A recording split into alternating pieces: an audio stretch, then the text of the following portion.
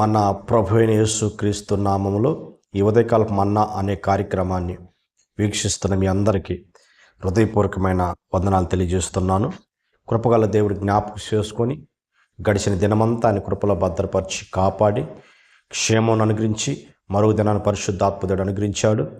ఈ దినమంతా కృపాక్షేమం పరిశుద్ధాత్మదేవుడు అనుగ్రహించును గాక. ఈ ఉదయకాల సమయంలో ఒక వాక్యాన్ని చదువుకుందాం. కీర్తన గ్రంథం 147 కీర్తన 3వ వచనం. గుండె చెదిరిన వారిని ఆయన బాగు చేయువాడు, వారి గాయములను కట్టువాడు. దేవునికి స్తోత్రం కలుగును గాక. ఉదయకాల సమయంలో సర్వోన్నతమైన దేవుడు ఒక వాగ్దానపూర్వకం మాట్లాడుతున్నాడు. గుండె చెదిరిన వారిని బాగు చేయువాడని,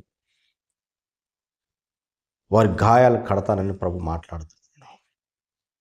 ఉదయకాల సమయంలో వాక్యం అంటున్నా, నీ జీవితంలో ప్రియ దేవుడి బిడ్డ, ఏ విషయంలో నీ గుండె చెదిరిన పరిస్థితులు ఉన్నావో, నిన్నెంటాడుతున్న అపచయాలు బట్టి గుండె చెదిరిన పరిస్థితులు ఒకవేళ ఉన్నవా, నిన్నెంటాడుతున్న ఆర్థిక పరిస్థితులు బట్టి, నిన్నెంటాడుతున్న అనారోగ్య పరిస్థితులు బట్టి, ప్రియ దేవుడి బిడ్డ, నమ్మిన వారే నిన్ను మోసం చేసిన పరిస్థితులు బట్టి, ఇంకా ఏ మనుషుల్ని నమ్మకూడదు అని ఏ విషయంలో నువ్వు గుండె చెదిరావు, నువ్వు నమ్మిన వారు నిన్ను మోసం చేశారు, నీ గుండె బ్రద్దలైన పరిస్థితుల్లో,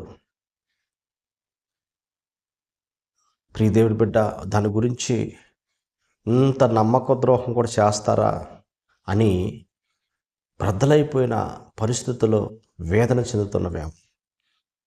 ఉదయకాల సమయంలో సర్వోన్నతమైన దేవుడు అంటున్నాడు, ఇదిగో నీ గుండెలు చెదిరిన పరిస్థితుల నుంచి నేను బాగు చేస్తాను అంటున్నాడు.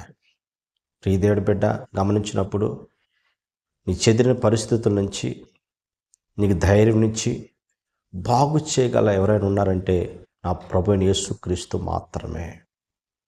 కనుక ఏ విషయంలో నువ్వు గుండె చెదిరిందో, ఎగ్జామ్లు ఫెయిల్ అయిపోయావా, ఉద్యోగం కోసం ఎదురు చూసి ప్రయత్నాలు చేసి అపచయం పాలు, ఇంకా ఇది అసాధ్యం అనుకుంటున్నావా? ప్రియ దేవుడి బిడ్డ, ఏ విషయంలో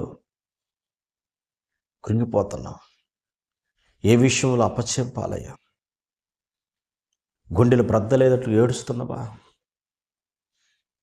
సహాయం చేసేవాళ్ళక ఈరోజు నీకు నువ్వు నీ దగ్గర సహాయం పొందుకున్న వారే ఈరోజు నీకు దూరమైన పరిస్థితుల్లో ఇంత నమ్మక ద్రోహం చేస్తారా అని చెప్పేసి రకరకాల పరిస్థితుల్లో అన్నీ కోల్పోయి పోగొట్టుకునే స్థితిలో అంగళార్పుల మధ్య నీ జీవితంతో ప్రభు అంటున్నాడు, ఏ విషయంలో నీ గుండె చెదిరిపోయిందో, ఏ విషయంలో నీవు ఇది అసాధ్యమైన విషయం అనుకుంటున్నాడు, ప్రభు అంటున్నాడు, ఏ విషయంలో నువ్వు గాయపరచబడ్డావో నీ గాయాలన్నీ ఆయన మాన్పే దేవుడు. ఆయన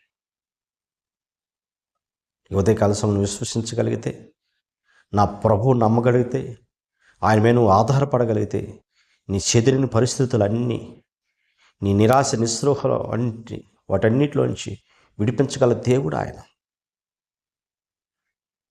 హాస్పిటల్కి మామూలుగా వెళ్ళావు, రిపోర్ట్లు చూస్తే గుండె చెదిరిన పరిస్థితులు ఒకవేళ ఉన్నాయేమో, అంత మంచిగానే ఉంది కదా, ఎందుకు ఈ రిపోర్ట్లు ఎలా వచ్చాయని నువ్వు ఎలాంటి పరిస్థితుల్లో ఈ ఉదయకాల సమయంలో కృంగిపోతున్నా, చెదిరిన పరిస్థితులు, నిరాశ మధ్య ఒంటరిగా కూర్చొని చేతగాని స్థితిలో ఒకవేళ ఉంటే చూడండి, ప్రభు అంటున్నాడు, నేను బాగు చేస్తాను అంటున్నాడు. బైబిల్ ఒక సంభవం మనం గమనించినప్పుడు, శారా హాగర్ని, తన కుమార్ని బయటికి వెళ్ళమంటుంది. నువ్వు నా ఇంట్లో ఉండటానికి వీలు లేదు, నీ కుమారుని తీసుకుని నువ్వు బయటికి వెళ్ళు. హాగరు అబ్రహాం కోసం ఎదురు చూస్తుంది. తనలో నోట్లో నుంచి ఏ మాట వస్తుంది,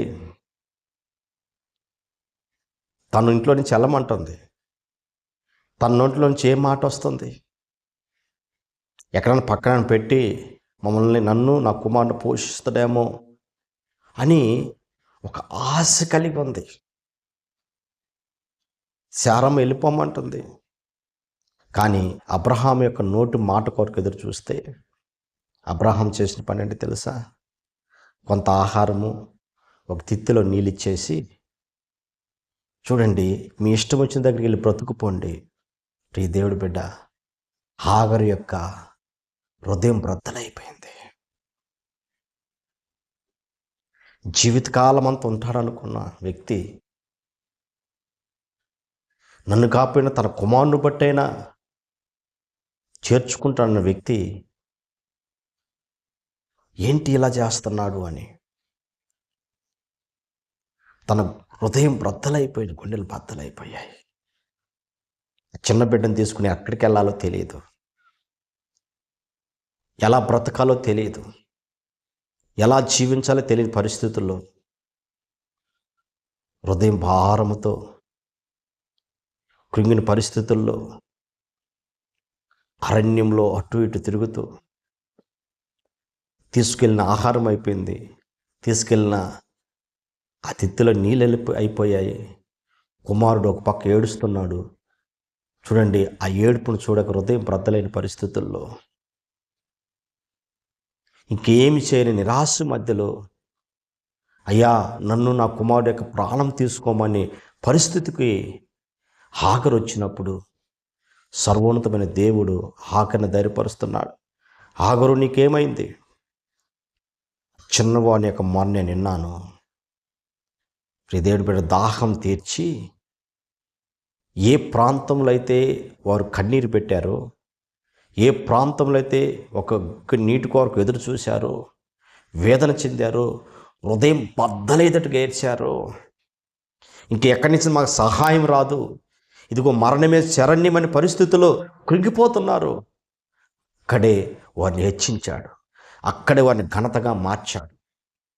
ఉదయకాల సమయంలో వాక్యం నీ జీవితంలో కూడా ఎవరి చేత తృణీకరించబడ్డారు, ఎవరి చేత త్రోసివేయబడ్డారు, ఎవరిని తక్కువగా చూశారు, ఎవరు నిన్ను హేళకర మాటలు మాట్లాడుతున్నారు, ఎవరిని తక్కువ చేసి మాట్లాడుతున్నారు, ఏ ప్రాంతంలో తలదించుకున్నావు, ఏ ప్రాంతంలో నువ్వు అవమానాల పాలయ్యావు, నిందల పాలయ్యావు, ఏ ప్రజలను చేతగాని వ్యక్తిగా నీతో అంటున్నారు, నా ప్రభు నిన్ను అక్కడ ఘనపరచిపోతున్నాడు, అక్కడ నేను మహింపరచిపోతున్నాను. ఎక్కడ నువ్వు గుండెలు బ్రద్దలేటి ఏడుస్తున్నావో, నువ్వు ఏ సమస్యను బట్టి నువ్వు కృంగిపోతున్నావో, అయ్యా ఇది అసాధ్యమైన విషయమని ఒకవేళ నలిగిపోతున్నావో, అక్కడ నేను హెచ్చించాలని, అక్కడ నేను గనపరచాలని, ఎవరి చేత నువ్వు మోసపోయావో, ఎవరి చేత తృణీకరించబడే పరిస్థితులు వచ్చావో,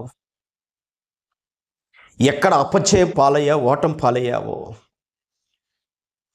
ఎక్కడ నిందల పాలై అవమానాల పాలై నీ జీవితము నిరాశ మధ్య ఉన్నదో,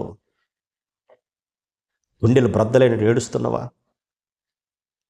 ఇదిగో ఈ ఉదయకాల సమయంలో సర్వోన్నతమైన దేవాది దేవుడి వైపు చూడు.